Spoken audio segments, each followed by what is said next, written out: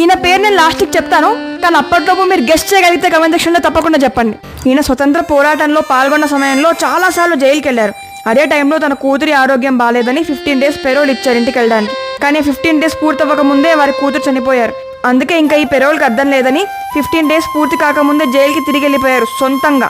ఈయన ప్రధానిగా ఉన్నప్పుడు దేశంలో ఒక సమయంలో తిండికి కరువు వచ్చింది. అప్పుడు ఈయన తన ఇంట్లో వారితో ఒక పూట భోజనం చేసి ఎక్స్పెరిమెంట్ చేశారు. దాని తర్వాత ఇదే విషయం రేడియోలో అనౌన్స్మెంట్ చేయించారు, అందరికీ చెప్పారు, రిక్వెస్ట్ చేశారు, ఒక పూటనే భోజనం చేయండి దేశాన్ని మళ్ళీ నిలబెట్టే వరకు అని. పిఎం అయ్యుండి గవర్నమెంట్ కార్ పర్సనల్ పనులకు ఎప్పుడు వాడలేదు, తన కొడుకుని కూడా వాడనివ్వలేదు. ఒకవేళ పొరపాటున వాడితే దానికి కత్తిచ్చేసేవారు. అదే సమయంలో వారి ఇంట్లో వాళ్ళు కారు కొనమని డిమాండ్ చేస్తే ఆయన జీతం డబ్బులు సరిపోవట్లేదని లోన్ తీసుకుని బ్యాంక్ నుంచి కారు కొన్నారు. నిజాయితీకి మారు పేరు జై జవాన్ జై కిసాన్ అనే నినాదం ఇచ్చి దేశాన్ని కష్ట సమయంలో నిలబెట్టిన మహానుభావులు మన లాల్ బహదూర్ శాస్త్రి గారు. October 2 గాంధీ జయంతినే కాదు, లాల్ బహదూర్ శాస్త్రి